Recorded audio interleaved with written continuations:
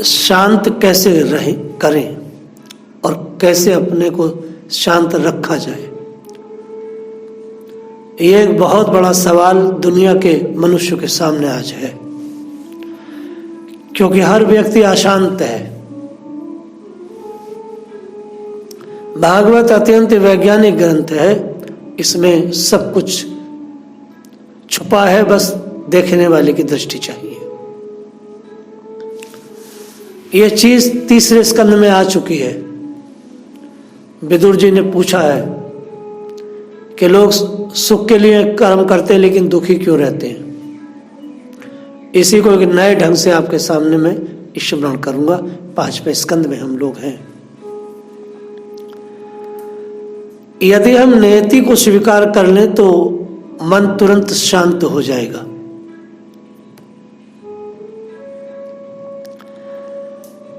क्योंकि शांति के उपचार के लिए जो भी हम प्रयास करते हैं उससे और भी अशांत होते जाते हैं। ये वैदिक साइंस है। आप कुछ भी शांति के लिए करें, वो क्रिया करने के बाद आपकी शांति फिर भी नहीं रहेगी। प्रथम दृष्टया ऐसा लगता है कि हमें शांति मिल गई है, उस क्रिया करने से वहां बड़े अशांत थे, यहां शांति है। लेकिन ये ऊपरी सतह की क्षणिक शांति होती है, ऊपरी सतह की। कुछ दिन बाद और भी भयानक अशांति जीवन में आ जाती है, ये हम सबके अनुभव है। यदि नियति को स्वीकार कर लेंगे तो हमें हमेशा के लिए शांति प्राप्त हो जाएगी। भरत जी ने प्रत्येक जन्म में नियति को स्वीकार किया। राजा भरत इतने बड़े देश का राजा है, नियति को स्वीकार किया। राजा पशु बन गया, नियति को स्वीकार किया। राजा आज ब्राह्मण के शरीर में पहुंचा है, जड़ भरत नाम से विख्यात हो गया, नियति को स्वीकार किया है। यही राजा जब ब्राह्मण बन के जन्मा तो उसकी भैया भाभी सड़ा हुआ अनाज उसे खिलाते, नियति को स्वीकार किया, चुप से खाता। और डोंगरी जी कहते हैं कि 56 भोग का आरोगने में जो रस मिलता है, ऐसा रस भरत जी को उन सड़े हुए उड़द में, चावल में आता, सूखी टिक्कड़ में आता, जो कई दिन की बासी होती। आचार्य सुखदेव कहते हैं कि भयानक विषाक्त भोजन कई बार उनको पवाया जाता, नियति को स्वीकार करके खा जाते। क्योंकि जिसने नियति को स्वीकार कर लिया, भगवान उसके सामने रहते फिर। और हमारे जैसे तुच्छ लोग शांति के लिए, शांति की खोज के लिए, कहते शांति की खोज के लिए हिमालय गए। हिमालय शांति की खोज जाने वाले व्यक्ति के पास कभी शांति नहीं आएगी। शांति तो अंदर है। नियति को जो व्यक्ति स्वीकार करता है उससे शांति मिलती है। नियति कहती है उस विचार को, परिस्थिति को, दृश्य को स्वीकार कर लो। किसी विचार से अशांत हुए, स्वीकार कर लो। किसी दृश्य से अशांत हुए, स्वीकार कर लो। कोई परिस्थिति ऐसी बनी है, स्वीकार कर लो। नियति ऐसा इशारा करती है, परंतु मनुष्य नियति पर नहीं चलता। नियति को लात मार के आगे बढ़ता, कहता है पुरुषार्थ करूंगा। नहीं, नियति को स्वीकार करना पड़ता है। पुरुषार्थ का अलग चैप्टर है। नियति पुरुषार्थ को मना नहीं कर रही है, ये बड़ा विशेष है। मन उदास है, नियति कहेगी उदासी को स्वीकार कर लो। अरे भाई, आपका मन उदास हुआ, उस कक्ष में बड़ी परेशानी है, घुटन है, मन उदास हो गया। नियति कहती है इस उदासी का को स्वीकार कर लो, इस उदासी का स्वागत कर लो। विषम परिस्थितियों का स्वागत कर लो। दुख का स्वागत करना सीख जाओ, दर्द का स्वागत करना सीख जाओ, अपमान का स्वागत करना सीख जाओ। हर स्थिति का जब स्वागत करेंगे हम लोग, तो इसे कहते हैं नियति को स्वीकार करना। लेकिन हम नियति को स्वीकार नहीं करते। संसार एक दलदल के जैसा है, जब हम शांति के लिए इस दलदल में हाथ पैर मारते हैं तो भयानक अशांति की ओर बढ़ते जाते हैं, शांति मिलती नहीं।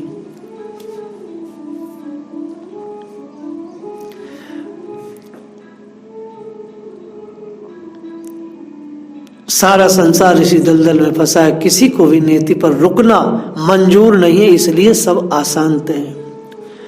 उदासी को स्वीकार कर लेंगे, उदासी को यदि हम स्वीकार करने की इच्छा बना लें और वो धारणा तोड़ दें कि शांति की खोज के लिए, ये धारणा तोड़नी पड़ेगी। शांति की खोज के लिए कहीं बाहर नहीं जाना होता, अंदर जाना होता है। अपनी उदासी को प्रसन्नता में मैं बदलूंगा,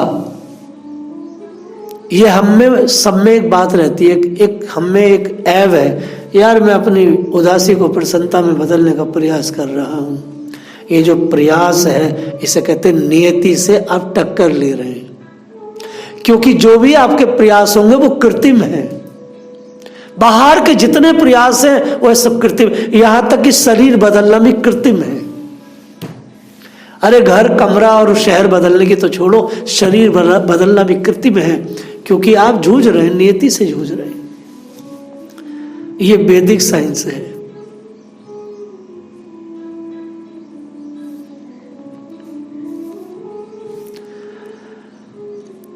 यदि हम अपनी अशांति, उसके कारण व उदासी, इन सभी दूर करने की चेष्टाओं को छोड़ करके यदि नियति पर विश्वास करके जीने लगेंगे तो अशांति हमेशा के लिए, हर जन्म के लिए दूर हो जाएगी।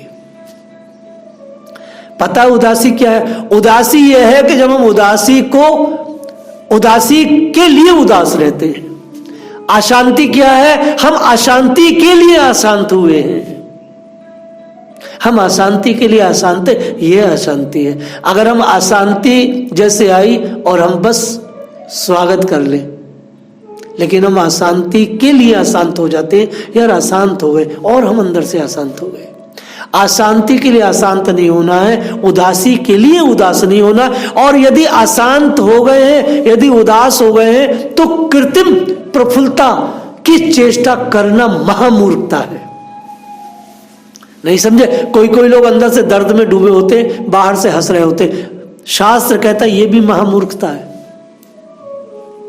क्योंकि जब जो चीज हो ही नहीं उसका प्रदर्शन करना क्या हास्यास्पद नहीं है? इसलिए उदासी के लिए प्रसन्नता को प्रदर्शन करना ये चेष्टा ठीक नहीं है, उसको स्वीकार करना है। भरत जी ने हर जन्म में नेति पर अपनी जिंदगी को छोड़ दिया।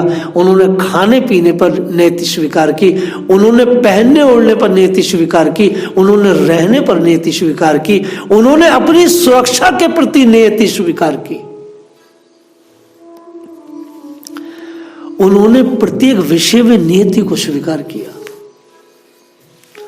यह है भरत जी का चरित्र, नियति। आप लोग नियति से का प्रतिकार करके लात मार के इधर उधर होते हैं। आपसे बड़ा मूर्ख कौन है? तभी तो मैं कहता हूं खड़िया पलटन अध्यात्म नहीं जानती है। बस वो किससे कहानी अच्छे से बोल सकती है, लेकिन वो तत्व पर चर्चा कभी नहीं करना चाहते। वो इस दृष्टि से भरत जी के चरित्र को बोलेंगे ही नहीं, ना समझेंगे ना समझा सकते। भरत जी ने नियति को स्वीकार किया। उन्होंने अपने जीवन को ऐसा सॉफ्टवेयर तैयार किया, प्रत्येक जन्म में नियति को स्वीकार किया। हमारे यहाँ तुच्छ से लोग आते रहते, नियति से लड़ते रहते और तुर्रा ये छोड़ते हैं हम अध्यात्म जीवन जीने के प्रशिक्षण प्राप्त करने आए हैं। अध्यात्म जीवन का नींव ही नियति पर है। यहां हर चीज का स्वागत करना होता है। यहां उदासियों का भी स्वागत करना है, प्रसन्नता का भी करना है, यहां पर दुख का भी स्वागत करना है, यहां सुख का भी करना है। इस क्षेत्र में अपमान का भी जबरदस्त स्वागत करना है और मान का भी स्वागत करना है। लेकिन आप लोग सम्मान का स्वागत करते हैं, अपमान के स्वागत में आप लोग भागने की सोचते हैं।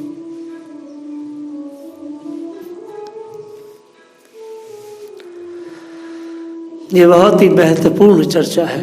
श्री भरत जी के चरित्र को हम लोग बोल रहे हैं।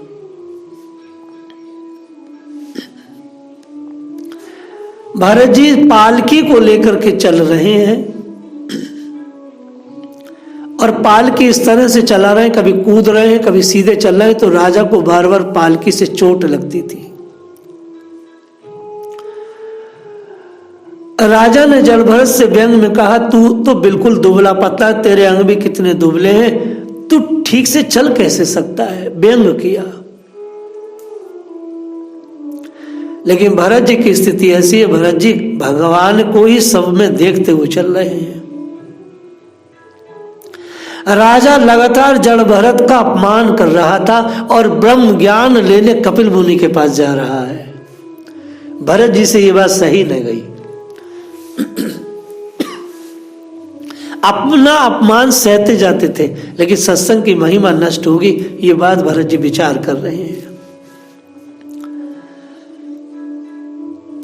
भस्म में छिपी हुई अग्नि जिस प्रकार दिखाई नहीं देती, उसी प्रकार ब्रह्म के चिंतन में लीन ज्ञानी पहचाने नहीं जा सकते।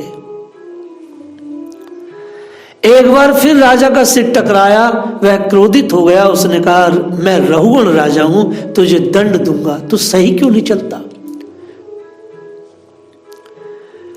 भरत जी विचार कर रहे हैं, राजा ने एक भी पैसा दिया नहीं, मैंने उसका कुछ खाया नहीं, कोई बुरा नहीं किया, ये मुझे मारने की बात करता है।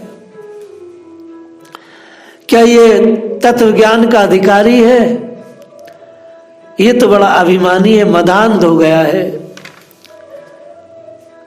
कुछ बोलने की भरत जी की आज इच्छा हुई है। भरत जी इस समय 27 से 28 वर्ष के हैं। आज तक गूंगे बहरे की तरह जिंदगी जी थी उन्होंने। ये उनका तीसरा जन्म है। उन्होंने सोचा शरीर पुष्ट है, दुबला पतला भी शरीर का धर्म है, आत्मा का तो कुछ नहीं होना।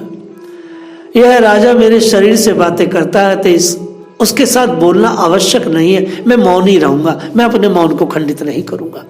आज खुद से बोल रहे हैं। लेकिन भरत जी फिर सोचने लगे, मेरा अपमान कुछ भी महत्व नहीं रखता। मैंने जिसे उठाया है वह रहुण राजा यदि नरकवासी होगा तो पृथ्वी पर सत्संग की महिमा नष्ट हो जाएगी।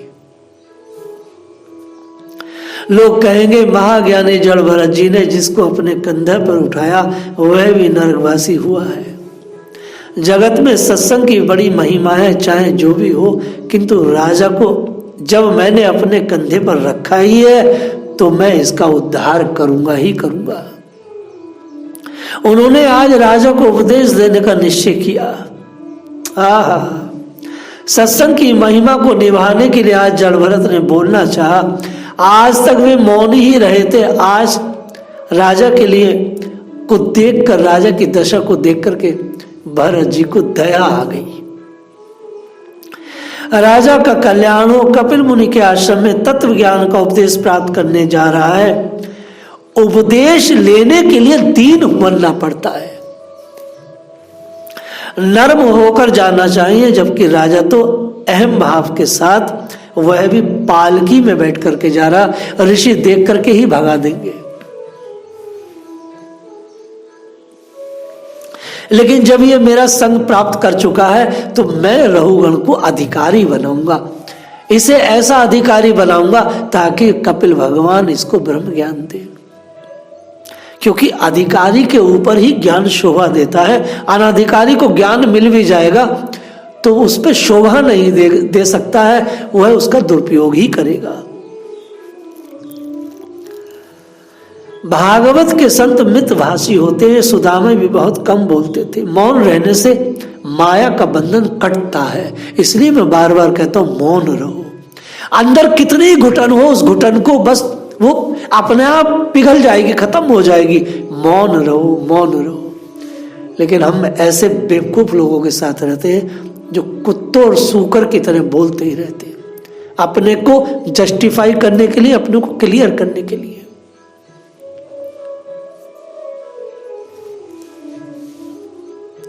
मुझ जैसे संत का अपमान तो मैं सह लूंगा, किंतु परमात्मा सहन नहीं करेंगे, वे इसे दंड देंगे। यह सोचकर भरत जी को बोलने की इच्छा हुई है। राजा का कल्याण करने की उनकी इच्छा हुई। बोलो तो ऐसा बोलो कि सामने वाले व्यक्ति का कल्याण हो जाए। आपका मिठास और आपकी खटास और आपका कड़वापन से कोई मायने नहीं रहता है। सबसे बड़ा मायने है कि उसका कल्याण हो, ऐसे शब्द बोले जाए। ये क्या बात हुई कि मीठा, कड़वा या खट्टा, ये मतलब नहीं है। भरत जी कहने लगे, हे राजन, ये सत्य है, मैं पुष्ट नहीं हूं, पर तुम्हारे कथन से तो मेरी निंदा नहीं हुई। ये तो उपहास, मोटापन, दुबलापन मेरे शरीर का धर्म है, इससे आत्मा का कोई संबंध नहीं है। हे राजन, मैं जीते जी मरा हुआ हूं। ऐसा जो तुमने कहा यह सच ही है। ये सारा जगत जीते जी मृत सा होता है। यह पालकी भी मरी है, इसमें बैठे तुम भी मरे हो, हम भी मरे। राजन, यह सब मरे हुए हैं। जो जन्मा है मरा है। आत्मा और शरीर के धर्म भिन्न है। राजन, आत्मा निर्लेप है, आत्मा मन का दृष्टा है, साक्षी है। ज्ञानी पुरुष ईश्वर के सिवा अन्य किसी वस्तु या व्यक्ति को सत्य नहीं मानते। क्या बात कही! ज्ञानी किसी को सत्य नहीं मानता। कोई मुझसे कहते हैं, मेरे रिलेशन में लोग रहते, आप हम पे विश्वास नहीं करते। अरे भैया, सत्य के अलावा किसी पे विश्वास करना आत्महत्यारे पथ की तरफ जाना है। बस उन क्षणों को जिया जाए, है तो मिथ्या। सीधी सच्ची बात है, मिथ्या है।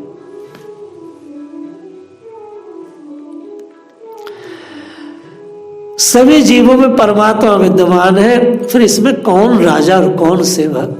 राजन, व्यवहारिक दृष्टि से यह भेद दिखता है, तात्विक दृष्टि से तो मैं और तुम एक हैं। इतनी बात कह के भरत जी चुप हो गए।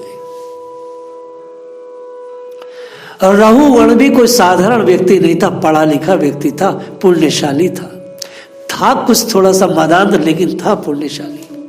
इतने तत्व की बात जब जड़ भरत ने कही तो राजा एकदम कूद के पालकी से नीचे गिर के और भरत जी के चरण पकड़ के बोलता है, महाराज आप कौन हैं? मैं इस संसार में किसी से नहीं डरता, सिर्फ और सिर्फ ब्राह्मणों से डरता हूं, क्योंकि ये भगवान के बड़े खास बंदे हैं। ब्राह्मण बोले तो जो ब्रह्म ज्ञानी है, जो ब्रह्म की खोज में, अन्वेषण में लगा है। ब्राह्मण जन्म वाला जो है उसको नहीं कहा गया। कोई ब्राह्मण चाट बेच रहा है तो कहेगा ब्राह्मण। जो ब्राह्मण ब्रह्म में चरवेती, ब्रह्म में अपने को विचर रहा है, अपने को विचार रहा है, वही ब्राह्मण है। जिसकी जिंदगी भगवान के लिए, वही ब्राह्मण है, चाहे वो कोई भी क्यों ना हो। महाराज आप कौन है? अब साक्षात दत्त भगवान तो नहीं है, आप कपिल तो नहीं है, आपका जनेऊ देख रहा हूं, आपका शरीर देख रहा हूं, आप कौन है? जब इतने विनम्र हुए तो जड़ भरत ने महान सत्संग दिया, उन्हें बहुत बड़ा सत्संग दिया, बहुत बड़ा सत्संग दिया। भरत जी एक बात कहते हैं, अपना परिचय देते हुए हल्के से कहते हैं, राजन तुम तो छोटे से टुकड़े के एक राजा थे, मैं तो इस समस्त धरती का राजा था। किसी समय में भरत कहलाता था, आज मैं तुम्हारे सामने एक जड़ भरत की तरह खड़ा हूं। राजन शरीर से कोई मतलब नहीं है, तात्विक दृष्टि से तुम और हम एक है। जड़ भरत के ऐसे विद्वत्पूर्ण वचन सुनकर राजा ने सोचा, ना ये पागल नहीं है, कोई परमहंस है, कोई ज्ञानी महात्मा लगते हैं, कोई अवधूत संत है, वेदांत के कठिन सिद्धांत बता रहे हैं, इनकी ब्रह्मनिष्ठा अलौकिक है। मैंने इनका अपमान करके बड़ी क्षति कर दिया है, सोचकर चलती पालकी से राजा कूद पड़े, क्षमा मांग रहे हैं। जो राजा थोड़ी देर पहले जड़ भरत को मारने की तैयारी कर रहा था, वही राजा उनके ज्ञान के सामने नतमस्तक होकर उनका वंदन कर रहा है, रो रहा है। सो ज्ञान बहुत बड़ा है। ज्ञान कौन सा बड़ा है? जो आचरण में है, जो जीवन के क्षण क्षण घटित होता है, फलित होता है। लेकिन भरत जी तो निर्विकार है। राजा रघुगण के अपमान होने पर, सम्मान होने पर दोनों में वो एक जैसे ही रहे। न क्रोध है, न दुख है, न सुख है। संत की परीक्षा उसकी मनोवृत्ति से होती है। इसलिए नियति, भरत जी ने नियति से प्रतिकार नहीं किया। नियति ने उनसे कहा कि तू पालकी का ढोने वाला बन, तो बन गए। नियति कह रही है कि तू अब ज्ञान का प्रदर्शन कर, तो कर रही है। सम्मान जब मिल रहा है तब भी एक है वैसी है, अपमान मिल रहा है तब भी वैसी है। उन्होंने प्रतिकार नहीं किया। इसलिए अगर पक्की और सच्ची शांति चाहिए तो नियति को स्वीकार करने की कला को विकसित करना चाहिए शरीर में। जय श्री राधे।